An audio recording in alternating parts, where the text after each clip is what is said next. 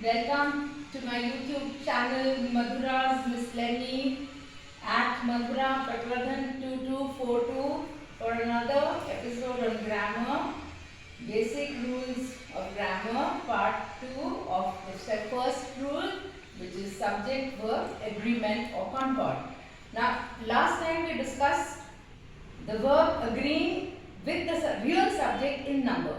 But there's another element with which also the verb must agree. So the verb must agree with, remember, agree with means match the real subject in something called person also.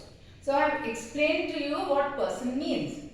So now let's see these examples, which will be the right verb for the subject. So he are going, he am going, he is going. Now let us see one by one. He are, now we have here a singular subject. So we cannot say are. We have to say something that will be in the singular. Now can we say he am? Now this is wrong in person. As we have seen, he is the third person, but am is used for I, because it's the first person verb form. So we cannot use are, we cannot use am with he, we have to use is, because now this is matching it, matching the subject in number as well as person. I is, are, am a student. Now here what is happening is correct in terms of number, but it is not correct in terms of person. So is out. Are is not correct because it is not correct in terms of number. So we left with am, I am a student. And then we come to the third person, they. Now they is a plural subject.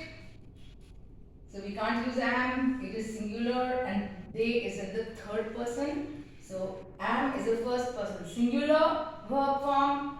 Is no doubt a third person verb form, but it is singular in number, so it is not matching in number, though it is matching in person, so it also goes out. And finally we left with are. Are means it is matching they in number, which is more than one, and also in person, which is third person. They are my friends. So it must match in person also. Now if you remember, I have given a very general kind of rule of the thumb, in which I had said that we have to use only one s. Okay, so if the subject has the s, the verb should not have it. But here we see many subjects which don't have any s at all, and the verb also doesn't have any s. So they are what is known as exceptions to the subject number verb number rule.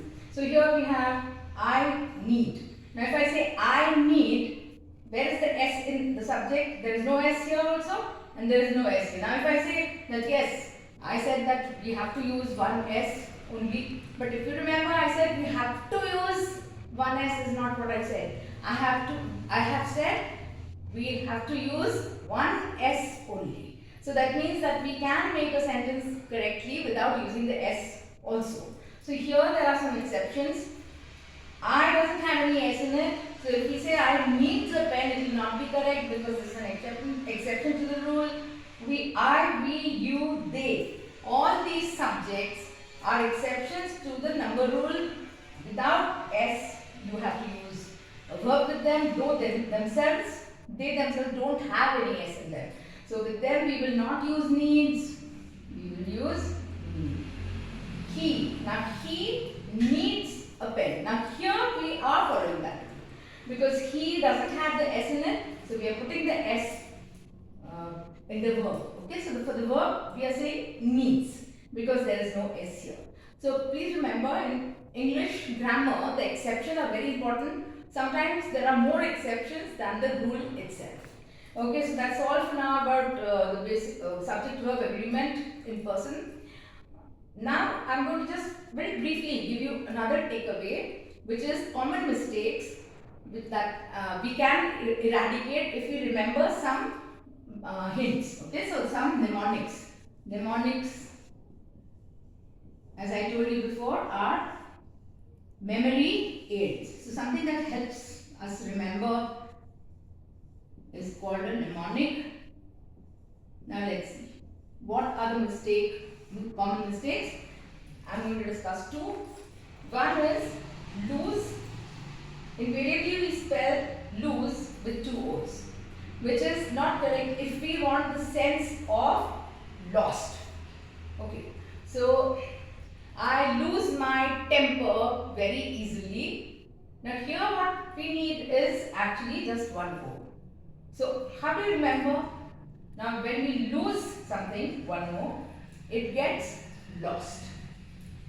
Now if we stretch the lose by putting in one more O, we have made it lose as the opposite of tight. So this is a very easy way to remember. If I want the sense of lost, I must use only one O because lost has only one O. And if I want a sense of opposite of tight, not tight, I have to stretch the word, make it loose, and that I can do by putting one more O. The next mistake that we invariably make is a spelling mistake. So this can be explained. This can be eradicated if you remember this. Remember the real meaning of tomorrow.